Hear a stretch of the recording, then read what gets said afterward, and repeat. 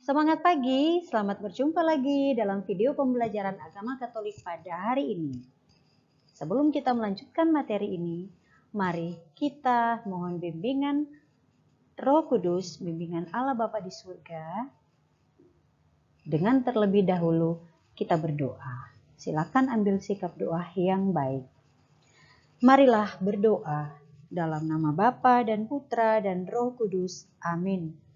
Bapa yang Maha Kasih, puji dan syukur kami haturkan kepadamu, karena Engkau berkenan mengumpulkan kami kembali. Terangilah akal budi dan hati kami, sehingga kami dapat lebih mengenal Putramu, Yesus Kristus, sebagai pemenuhan janjimu untuk menyelamatkan kami. Demi keluhuran namamu, kini dan sepanjang masa. Amin. Dalam nama Bapa dan Putra dan Roh Kudus. Amin.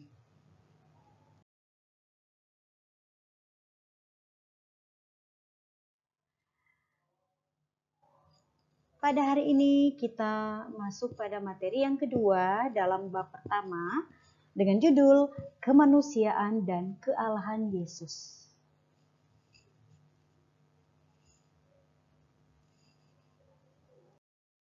Seperti yang dapat kalian lihat pada gambar di samping ini, kemanusiaan Yesus terlihat dari kelahiran dia, ya, yang sama seperti kita manusia dilahirkan dari seorang ibu. Kemudian kealahan Yesus dapat kita lihat dari gambar berikut ini, ya, yang menunjukkan bahwa Yesus naik ke surga.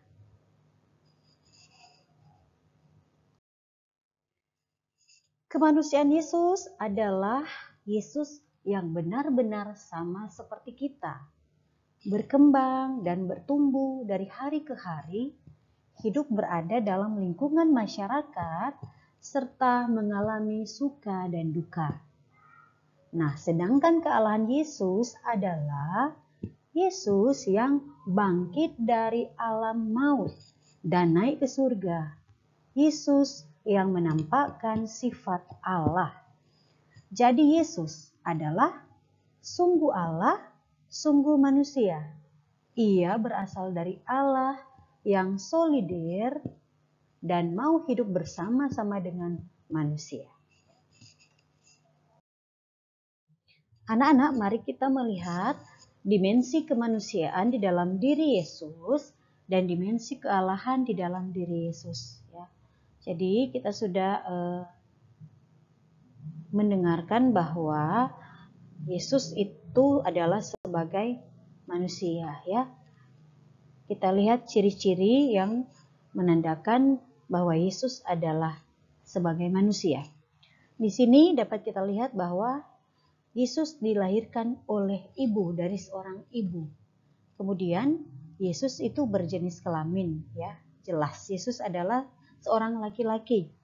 Kemudian Yesus itu bisa marah, bisa bersedih, bisa juga kecewa, gembira, sakit hati, dan bahkan mati seperti kita nanti sebagai manusia pasti akan mati, ya. Kemudian di sampingnya di sini menunjukkan ciri-ciri atau dimensi kealahan Yesus di dalam dirinya. Di sini ya dapat dikatakan bahwa Yesus sebagai Allah, dia bisa membuat mujizat-mujizat. Yesus dapat membangkitkan orang mati, lalu dia berjalan di atas air. Yesus bangkit dengan mulia, diangkat ke surga, dan Yesus tidak berdosa. Ya. Lalu sisi kealahan Yesus, dia bisa mencintai dan mengasihi seperti Allah mencintai kita umat manusia.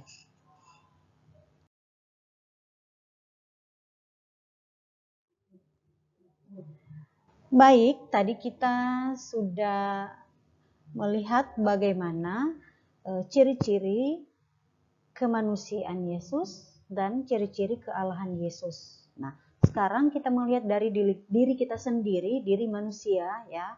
Kita melihat apakah ada ciri atau dimensi keilahian atau kealahan di dalam diri kita. Memang dalam hal dosa ya kita tentu berbeda dengan Yesus. Ya. Namun ternyata kita juga memiliki hal yang sama seperti Yesus. Misalnya Yesus yang bisa mencintai, mengasihi itu sama yang ada di dalam diri kita. Ya. Tentu kita bisa mengasihi, ya. Kita bisa mengampuni, bisa berbela rasa, kita bisa menolong orang lain. Ini adalah dimensi keilahian di dalam diri kita sendiri. Ya.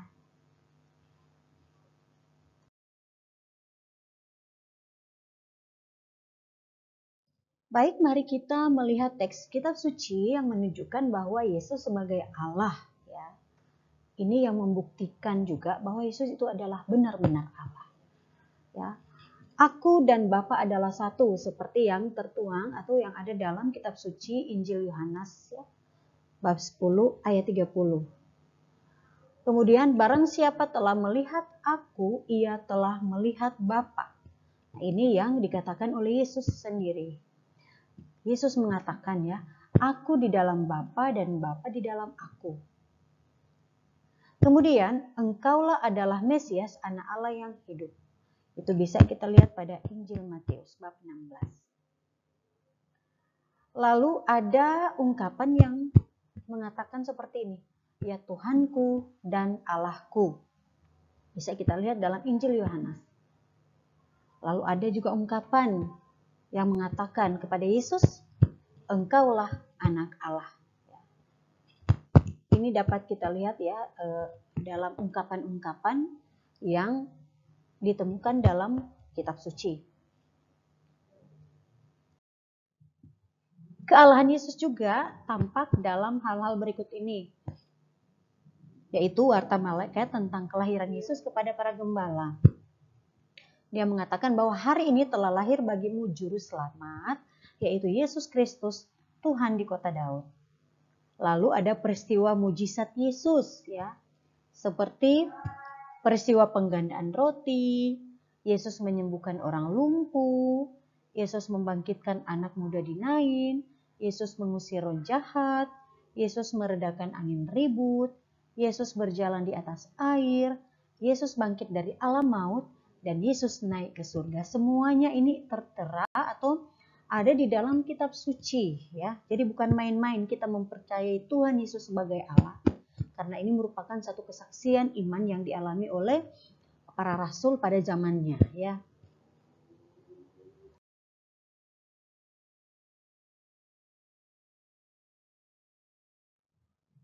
Nah, kalau tadi kita sudah melihat teks kitab suci yang menunjukkan bahwa Yesus adalah sebagai Allah, ya, atau menjadi bukti bahwa Yesus adalah Allah. Sekarang kita melihat bahwa di dalam teks kitab suci juga menunjukkan bahwa Yesus sebagai manusia. Yang pertama ya, menurut silsilah nenek moyang Yesus adalah seorang manusia, yaitu berasal dari Abraham, ya, nenek moyang Yesus adalah Abraham. Kemudian Yesus dilahirkan oleh ibunya Maria, berjenis kelamin laki-laki, dibungkus dengan kain lampin dan dibaringkan dalam palungan, ya. Mungkin pada saat ini kita, saya atau kalian itu dilahirkan misalnya di rumah sakit atau di rumah, tetapi dalam keadaan situasi yang sudah dilengkapi dengan segala sesuatu yang baik, ya. Artinya sudah tersedia pakaian yang bagus, ya, mainan yang banyak, makanan, susu yang bagus, ya. Sedangkan Yesus pada saat itu dia dilahirkan, ya, hanya di sebuah kandang. Gitu. Oke, kemudian Yesus bekerja sebagai tukang kayu, ya. Dia membantu bapaknya Yusuf sebagai tukang kayu. Lalu Yesus juga bisa marah, bisa kalian lihat dalam Injil Lukas bab 19 ayat 45. Yesus juga merasa sedih, ya, itu contohnya pada peristiwa Yesus berdoa di Taman Getsemani sebelum Yesus ditangkap, ya, untuk dibunuh. Yesus juga pernah merasa lapar, merasa haus. Lalu Yesus mengalami kematian juga seperti manusia, ya. Yesus mengalami kematian seperti manusia. Tetapi kematian Yesus itu, ya, Bermula dari dia disiksa dulu, ya, disiksa, dimahkotai duri, disalibkan, berbeda. Ya. Oke.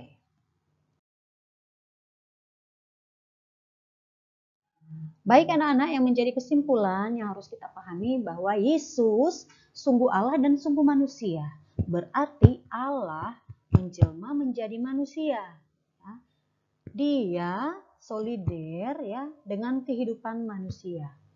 Allah mengambil kodrat manusia sama seperti kita, kecuali dalam hal dosa. Ya.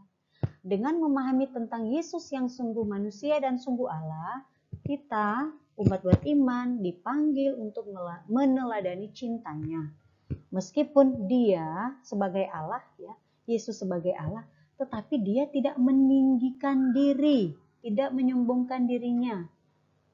Karena dia punya tujuan, yaitu untuk menyelamatkan manusia. Anak-anak yang baik, sebagai orang yang beriman yang percaya pada Kristus, kita patut bersyukur karena Allah itu sungguh baik. Ia sungguh mengasihi kita dan tidak membiarkan kita binasa karena dosa.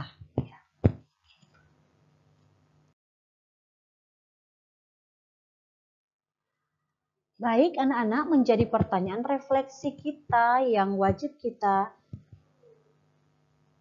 jawab di dalam diri kita, ya.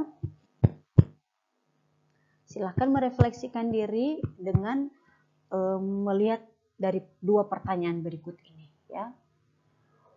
Temukan, yang pertama ya, temukan dimensi kemanusiaan dan dimensi keilahian atau kealahan yang ada di dalam dirimu, ya. Kira-kira sambil kalian berpikir, ya, melihat kembali yang ada di dalam diri kamu, dimensi atau ciri kemanusiaan yang ada di dalam diri saya apa, ya. Kemudian dimensi keilahian atau kealahan yang ada dalam diri saya apa, ya. Seperti itu. Kemudian yang kedua, dengan kita memahami bahwa Yesus sungguh Allah dan sungguh manusia, kira-kira apa yang menjadi manfaat, ya? Manfaat apa yang dapat saya peroleh di dalam kehidupanmu? Tentu dengan kita memahami bahwa Yesus sungguh-sungguh Allah dan Yesus sungguh-sungguh manusia. Oke, silakan kamu jawab, kamu refleksikan, dan nanti hasil refleksi ini silakan kamu tuangkan di dalam tugas pada classroom.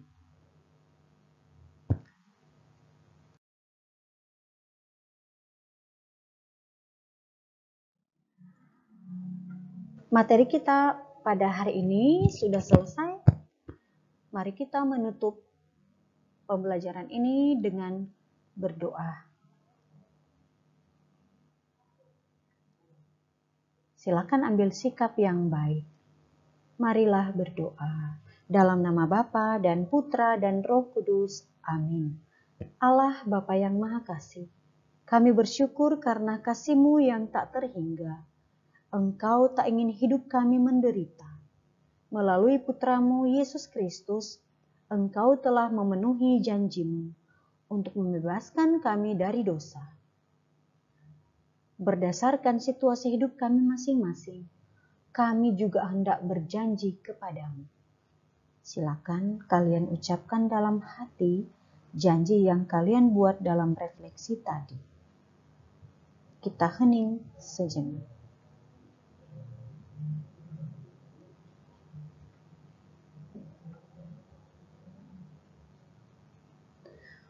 Ya Bapa, ajarlah kami untuk setia dengan janji yang kami ucapkan, seperti halnya Engkau selalu setia dengan janji-Mu. Dengan pengantaran Kristus, Tuhan dan Juru Selamat kami. Amin. Dalam nama Bapa dan Putra dan Roh Kudus. Amin. Baik anak-anak, terima kasih atas perhatiannya. Sampai jumpa pada video pembelajaran minggu depan. Tuhan memberkati.